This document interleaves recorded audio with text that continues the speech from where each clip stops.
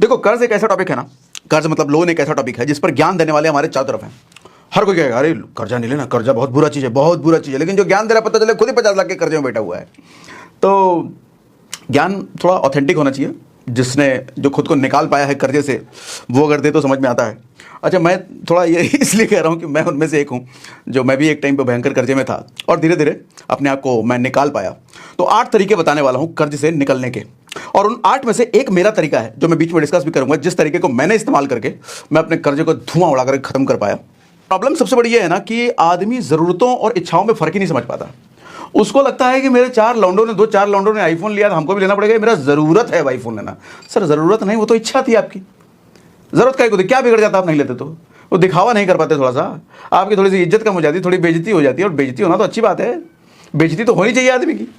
गाड़ी नहीं लेंगे तो लोग क्या कहेंगे, फ़ोन नहीं लेंगे तो लोग क्या कहेंगे, हमारा घर नहीं होगा होम लोन पे तक लोग क्या, फ्लैट तो होना ही चाहिए, अच्छे कपड़े तो होने चाहिए, जूता तो कम से कम पूमा का होना चाहिए, टी शर्ट तो कम से कम एडिडास के होने चाहिए। आप बेइज्जत होने से डरते रहते हो, इसलिए ज़िंदगी पर गरीब रहते हो, और इस डर से बचने के लिए आप लोन ले लेते हो। देखो दुनिया में ज़्यादातर लोग गरीब इसलिए हैं कि हरामखोरी जो वर्ड होती है ना, लोगों के आज खून में बस चुका है, खून में आज घुस चुका है। आपके जितने भी लोन है ना, उसकी एक पेपर पर लिस्ट बना लो और उसमें 3 कॉलम रखना। लोन का नाम, कौन सा लोन है, होम लोन है, पर्सनल लोन है, कितने का लोन है, वो कर लो। दूसरा ये लिखो कितने का लोन है, वो लिखो दूसरे कॉलम में। तीसरे कॉलम में ये लिखो कितने % का रेट ऑफ इंटरेस्ट है, ठीक है, ये चीज़ आप लिख लो। अच्छा, लिखने के बाद उसको थोड़ा ऑर्गेनाइज कर लो कि किस में सबसे ज़्यादा लोन है और किस में सबसे ज़्यादा इंटरेस्ट, मतलब किस में सबसे ज़्यादा इंटरेस्ट लग रहा है, वो एक कॉलम के बेस पे कर लो, और किस में सबसे ज़्यादा पैसा है वो एक उसके बेस पे आप पूरे सारे लोन्स को लिस्ट कर दो। अब यहाँ पे देखो 2 चीज़ें बताने वाला हूँ, ध्यान से सुनिएगा। फाइनेंशियल एक्सपर्ट आपको ये कहेंगे कि सबसे पहले उस लोन को खत्म करने में पूरी ताकत लगाओ जिसमें सबसे ज़्यादा इंटरेस्ट आपको जा रहा है, ये फाइनेंशियल एक्सपर्ट आपको बताएंगे। लेकिन साइकोलॉजिकल एक्सपर्ट आपको बताएंगे कि सबसे पहले वो लोन खत्म कीजिए जिस लोन को आप सबसे पहले खत्म कर सकते हैं। मान लो आपके पास 5 लोन है और 5 लोन में 3 ऐसा लोन है जिसमें थोड़ा मोड़ा उधार अब बचा हुआ है, जिसको आप 2-3 महीने में निपटा सकते हो थोड़ा एक्स्ट्रा एफर्ट करके। तो साइकोलॉजिकल एक्सपर्ट ये कहते हैं कि वो छोटे मोटे 3 लोन है पहले उसको निपटा दीजिए, क्योंकि जब आपके पास 2 लोन बचा होता है ना, तो एक मेंटल सेटिस्फैक्शन होता है और एक मेंटल एबिलिटी डेवलप हो जाती है और कुछ एक्स्ट्रा सोच पाने की, क्योंकि अब आपको लगता है अरे 2 ही लोन है ना, ठीक है। अब आप देखो, जब तक कर्ज से आदमी दबा होता है ना, उसका दिमाग भी काम नहीं करता, दिमाग भी नहीं चलता, नए नए आइडियाज नहीं आते, वो दबा रहता है, अरे निकालो कोई, ऐसा करके दबा रहता है, तो आइडियाज आते नहीं है। तो साइकोलॉजिकल एक्सपर्ट कहते हैं कि सर सबसे पहले अपनी लोन की संख्या कम कर लो। भले ही वो जो 2 लोन बचा है उसमें बहुत ज्यादा इंटरेस्ट रेट जा रहा हो, लेकिन उस 2 को रखो। काउंटिंग अगर कम हुई ना, तो काउंटिंग कम होने से एक मेंटल सेटिस्फैक्शन होता है, मेंटल सेटिस्फैक्शन कह लो या मेंटल रिलीफ कह लो, जिससे आदमी का दिमाग चलने लग जाता है और ज्यादा इनकम कमाने के लिए या और नई नई चीजें करने के लिए। अननेसेसरी आइटम और डेप्रिशिएटिंग एसेट, आपके घर में बहुत सारी चीजें होती हैं, OLX पे बेच डालो उसको तुरंत। होंडा सिटी गाड़ी है, हैरियर गाड़ी है, कौन सी गाड़ी, जो भी गाड़ी है, सर कुछ दिन के लिए ऑटो पे चल लो, बेइज्जती सुन लो, कुछ बहाने मार दो कि भैया बेचनी पड़ी, ये गांव में दे आए या किसी को जरूरत था, झूठ बोल लो ना, थोड़े दिन के लिए कर लो भैया, बेइज्जती सह लो, रिलीफ मिल जाएगा। उल्टे सीधे पता चले फर्नीचर घर में रखे हुए जो कभी यूज ही नहीं होते, बेच डालो सर। 1.5 लाख का फोन रखते हो, बेच डालो सर। 15-20 हज़ार का फोन रखो कुछ दिन। सर देख लो आपके घर में ऐसी बहुत सारी चीजें पड़ी होंगी जो आप यूज नहीं कर रहे, 3 महीने से आप यूज नहीं कर रहे, लगता है अरे भविष्य में यूज करेंगे, कभी यूज नहीं करोगे, उसको बेच डालो OLX पे। OLX बहुत बड़ा प्लेटफॉर्म है। लोग इमोशनल हो जाते हैं, मेरी पहली इनकम की ये गाड़ी है, कैसे बेच दे भैया, नहीं हम इसको नहीं बेच सकते, मेरी पहली इनकम की गाड़ी है, निशानी है तो। अरे भैया वो पहली इनकम ना तुम्हारा आखिरी इनकम बना देगा यार, बेचो उसको। मैं ऐसी चीज़ों को बेचने में ज़रा भी नहीं सोचता जिसको मैं दोबारा खरीद सकता हूँ। गाड़ी दोबारा खरीद सकते हो आप, महंगे फ़ोन दोबारा खरीद सकते हो। सर मैं कहता हूँ अगर मकान भी है और बेचने की नौबत आ रही है, बेचने से आपका सिचुएशन ठीक होने वाला, बेच तो दोबारा खरीद लोगे ना। मानता हूँ यार इमोशनल अटैचमेंट होता है, लेकिन ये इमोशनल अटैचमेंट एक बात बताऊँ, गरीबों की निशानी है। अमीर लोग कहते हैं कि आज हम अगर 2 BHK बेचे हैं तो कल 4 BHK खरीदेंगे, आज 4 BHK बेचे हैं तो कल 8 BHK खरीदेंगे। ऐसा बनो ना, दिखावे से निकलो सर, सारा जड़ ना दिखावे का। आदमी पता नहीं क्या हासिल कर लेता है, औकात है नहीं दिखाने की, बैंक बैलेंस खाली है और दिखावे पे लगे पड़े हैं, बेवकूफ़ कहेंगे। अरे दिखाना ही है तो पहले लायक पैसों से कमाओ ना, मेहनत करो ना जम के। जब बैंक में 200-300 करोड़ हो तब जाके दिखावा करो ना, कोई नहीं रोकेगा, तब तो हम भी कहेंगे भैया, सब कहेंगे दिखावा कर, पैसा है इसके पास, दिखाया नहीं दिखा, कौन दिखाएगा। ज़्यादा इंटरेस्ट रेट वाला जो आपका लोन है सर, उसको खत्म करने के लिए कम इंटरेस्ट रेट वाला एक और आप लोन ले सकते हो, इनफैक्ट लेना चाहिए। पूछो अरे लोन लेने, फिर एक लोन लेने के लिए कह रहे हो, हाँ सुनो पूरी बात सुनो पहले। मान लो क्रेडिट कार्ड का आपका लोन है, क्रेडिट कार्ड से बहुत उटपटांग खर्चे आपने कर दिए। 35% वो साल का लेता है। मैं कहता हूँ क्रेडिट कार्ड को खत्म करने के लिए सर 11% पे पर्सनल लोन लेना हो, 11%, 12%, 10% पे एक पर्सनल लोन ले करके उस क्रेडिट कार्ड के जंजाल को खत्म कर दो। आपका 5 लोन का 5 ही लोन रहा ना, एक नया लोन भले ही लिए लेकिन पुराना का खत्म कर दिया ना। ऐसे ही देखो, अगर पर्सनल लोन में ज़्यादा है और आपका कोई होम लोन चल रहा है, सर होम लोन पे टॉप अप ले लो। होम लोन क्योंकि 8-9% पे मिलता है, आपका पर्सनल लोन होगा 11-12% पे, तो 8-9% पे जो होम लोन मिल रहा है उस पर टॉप अप जो लोगे वो उतना ही परसेंट पे रहेगा, 8-9% पे ही रहेगा, लेकिन वो 12% वाला पर्सनल लोन तो खत्म हो जाएगा। तो मेरा कहने का मतलब यह है कि छोटा रेट ऑफ इंटरेस्ट वाला लोन आपको ले लेना चाहिए बड़े रेट ऑफ इंटरेस्ट को खत्म करने के लिए। तो ये लोन अच्छा लोन है, ये बुरा नहीं है, ये आपके लिए अच्छा लोन है। वो अब मर रहे हो तो भैया ऑक्सीजन तो खरीदना ही पड़ेगा। बजटिंग करो सर, महीना शुरू होने से पहले जो पैसा आता है, सैलरी आता है, इनकम आता है, जहाँ से भी जो भी आता है, बजटिंग करो कि पूरे महीने मेरा पैसा कहाँ कहाँ जाना चाहिए।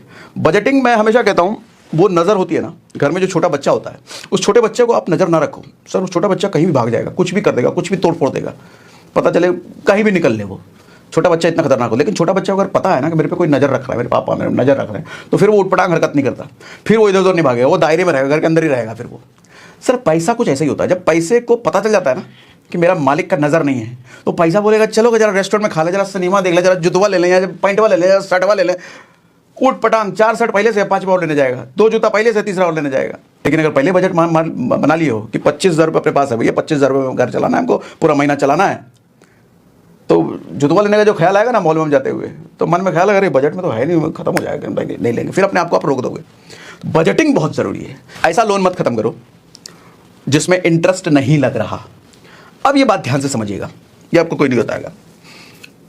जैसे होम लोन है, होम लोन का क्या हिसाब किताब होता है, मान लो 20 साल का लोन है होम लोन का आपका, तो शुरुआत के 10 साल में ना बैंक इंटरेस्ट वाला ही पार्ट ले लेती है, प्रिंसिपल नहीं लेगी, इंटरेस्ट वाला पार्ट आपसे ले लेगी। अब बाकी बचे 10 साल में वो प्रिंसिपल वाला पार्ट लेगी।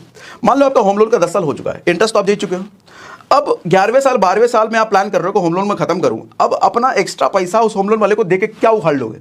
सर इंटरेस्ट तो वो ले चुका है, प्रिंसिपल तो आपको देना ही पड़ेगा। तो जब इंटरेस्ट उसमें आप जाने को बचाए नहीं है तो उसको क्यों खत्म करने के लिए हड़बड़े आ रहे हो? कुछ एक्स्ट्रा उस पैसे को इन्वेस्ट कर दो कहीं, इतना पैसा दूसरे लोन को खत्म करने में लगा दो, या फिर दूसरे लोन को आप खत्म कर चुके हो तो मैं कहता हूं कहीं इन्वेस्ट कर दो सर, जहां पे आपको 9% ज्यादा रिटर्न मिले। कहीं म्यूचुअल फंड में डाल दो। म्यूचुअल फंड में डालना जनरली आप लॉन्ग टर्म में अगर म्यूचुअल फंड देखते हो 10 साल से ऊपर, मान लो 10 साल का पीरियड है उधर, और इधर भी 10 साल आप देख रहे हो, 10 साल एक अच्छा पीरियड होता है जहां पे आपको 12 से 15% के आसपास म्यूचुअल फंड रिटर्न दे देता है। आपने बहुत सारे ऐसे पॉलिसी सुने होंगे ना, जीवन मलंग ढलंग, जीवन एलंग, जीवन लेटंग, एक किसी कंपनी का नाम नहीं ले रहा मैं, लेकिन हर कंपनियों में ऐसे प्लान होते हैं जो होता है कि आपको बस 5 साल पैसा देना है, 15वें साल से 5 साल आपको 1 लाख देना है, 10वें साल से आपको 1 लाख मिलना शुरू हो जाएगा। आपको 20 साल इतना पैसा देना है, 30वें साल से आपको इतना पैसा शुरू होगा, और बीच में अगर निपट गए तो इतना मिल। सर ऐसे पॉलिसी नहीं लेना, इसी ये एंडोमेंट होगा या फिर यूलिप होगा, ये दोनों ही सबसे कबाड़ टाइप के पॉलिसी होते हैं जो पैसे जो आपको 6% से ऊपर रिटर्न कोई नहीं देता।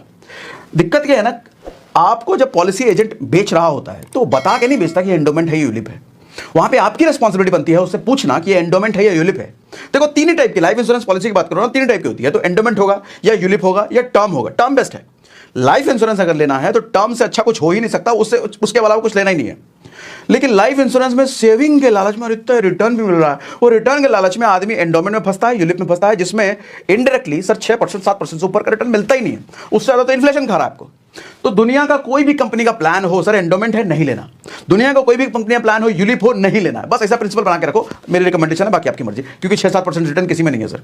क्रेडिट कार्ड यूज करना शुरू करो। क्रेडिट कार्ड से पैसा बचाया भी जा सकता है, पैसा कमाया भी जा सकता है, लेकिन अगर सही तरीके से यूज करो तो। हाँ, मैं आपको यहाँ डिस्क्लेमर ये दे रहा हूं कि क्रेडिट कार्ड बर्बाद भी करता है। 90% लोग क्रेडिट कार्ड यूज करके बर्बाद होते हैं। मैं भी एक टाइम पे बर्बाद हुआ था, लेकिन आज मैं ही हूं जो उसी क्रेडिट कार्ड को इस्तेमाल करके बहुत सारी चीज़ें अच्छी मैं कर पाता हूं।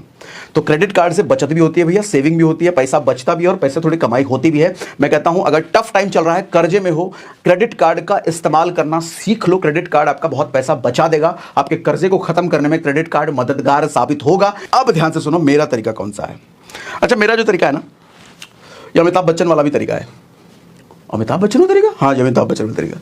अमिताभ बच्चन के साथ भी एक बार टाइम आया था ना, कर्जे में फंसे थे ना, याद होगी ना उनकी स्टोरी। दिनों जब वो कर्जे में थे ना, और उस कर्जे में नौबत ये आ गई थी कि उनको अपने घर के स्टाफ को सैलरी देने तक का पैसा नहीं था। हालत ये हो गई थी, द लेजेंड अमिताभ बच्चन की ये हालत। उस वक्त वो आदमी कैसे उभरा होगा? ये जो 7 तरीके मैं बता चुका हूं, इन तरीकों को इस्तेमाल करके वो कर्जे से निकल पाया होगा क्या? सर नहीं हो सकता। हो ही नहीं सकता। जब कर्जा इतना बड़ा हो तो इन 7 तरीकों से नहीं निकला जा सकता।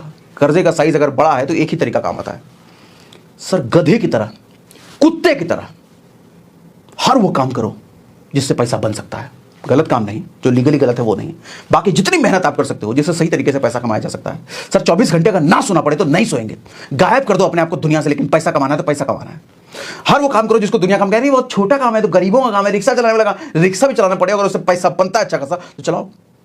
अमिताभ बच्चन ने रिक्शा चलाने जैसा ही काम किया था सर, बताता हूं सुनो। अमिताभ बच्चन जो उस टाइम की बात है 90s के टाइम पे, कोई भी बड़ा स्टार टीवी पर नहीं काम करता था। टीवी पर काम करने का मतलब छोटा काम है यार, इतना छोटा काम हम नहीं करेंगे वैसा। अमिताभ बच्चन उसी वक्त केबीसी में काम करना शुरू किया था। और आपको बता दूं सर, उसी केबीसी की वजह से अमिताभ बच्चन का करियर जो यूं गया था ना, यूं आया उसी केबीसी की वजह से। वही छोटा काम जो कोई भी स्टार एक्सेप्ट नहीं करता, अमिताभ बच्चन ने उसको एक्सेप्ट किया, केबीसी में काम करना शुरू करते हैं, और उसी की वजह से वो धीरे धीरे धीरे धीरे उठता चला गया। फिल्में मिलने लग गई, नाम फिर से बनने लग गया, जो इमेज खराब हो चुकी थी उसी केबीसी की वजह से इमेज ठीक होने लग गई, तो और फिल्में मिलने लग गई, और ऐड मिलने लग गया, सब कुछ रिकवर होता चला गया। आज जिसको समझते हो ना सर छोटा काम है, ये काम मैं क्यों करूं, पेपर बेचने का काम मैं करूं, रिक्शा चलाने वाला काम मैं करूं, डेटा एंट्री का काम मैं क्यों करूं, जिस काम को समझते हो छोटा काम है, मेरे लायक काम है, ईगो आड़े आ रहा है, घुस जाओ सर, शिद्दत से घुस जाओ। समय अगर है ना, समय निकाल सकते हो ना उस काम को करने के लिए, कर डालो सर। क्योंकि बड़ा कर्जा इन 7 तरीकों से तो नहीं निकल सकता। फालतू की बातें हैं। छोटे मोटे कर्जों के लिए 7 तरीके ठीक है, लेकिन बड़ा कर्जा नहीं निकल सकता, जान ले लेगा। बड़ा कर्जा तो और ज्यादा पैसा कमा करके ही खत्म किया जा सकता है। मैं भी उनमें से हूं, मेरे साथ भी ऐसा था। तो आपको क्या लगता है 6-7 तरीके इस्तेमाल किए होंगे? सर काम किया सर, एक दिन में 3-3 काम किए, 3-3। अपनी जॉब भी करता था, पढ़ाने भी जाता था, साथ में अपनी डेवलपिंग के लिए पार्ट टाइम फ्रीलांसिंग किसी का प्रोजेक्ट भी लेता था। सॉफ्टवेयर इंजीनियर हुआ करता था मैं। सैटरडे संडे भूल गया था सर, ढंग से सोना भूल गया था सर, ढंग से खाना भूल गया था सर। सब रिकवर कर दिया, लगे 1.5 साल लगे, लेकिन सब रिकवर कर दिया। 90 दिन के ट्रांसफॉर्मेशन पे लग जाओ सर। 90 दिन के लिए मैं कहता हूँ गायब हो जाओ, या 6 महीने के लिए गायब हो जाओ। दुनिया को लगे मर गया है, खत्म हो गया इसका खेल, अब बचा नहीं है, पता नहीं कहाँ घूम रहता, किसी से मिलता नहीं, किसी से बात नहीं करता, किसी से व्हाट्सएप नहीं करता, किसी से चैट नहीं करता, सोशल मीडिया यूज नहीं करता। जो करना है उसमें रम जाओ। बड़ा पैसा कमाने के लिए ना खुद में बदलाव लाना पड़ेगा। लर्निंग में सबसे ज़्यादा इन्वेस्ट करो सर, समय भी लगाओ, पैसा भी लगाओ। ये वो इन्वेस्टमेंट है जो कभी खराब नहीं होता, और ये वो इन्वेस्टमेंट है जो दुनिया में सबसे ज़्यादा रिटर्न देता है। दुनिया का कोई भी इन्वेस्टमेंट आपको उतना रिटर्न नहीं दे सकता जो आप खुद पर लगाते हो, खुद की लर्निंग पर, खुद पर मेहनत पर लगाते हो। तो देखा दोस्तों, कैसे सागर सिन्हा सर बताते हैं कि कर्जा को खत्म करने का सबसे सही रास्ता तो जी तोड़ मेहनत करना ही है। लेकिन मेहनत के साथ साथ अगर हम छोटे छोटे तरीके अपनाएं तो जल्द ही इस कर्जे के मकड़जाल से निकला जा सकता है। तो दोस्तों, अगर आपको सागर सिन्हा सर के ऐसे दमदार विचार पसंद आते हैं और आप भी सागर सिन्हा सर के फैन हैं तो वीडियो को लाइक करना और चैनल को सब्सक्राइब करना ना भूलें।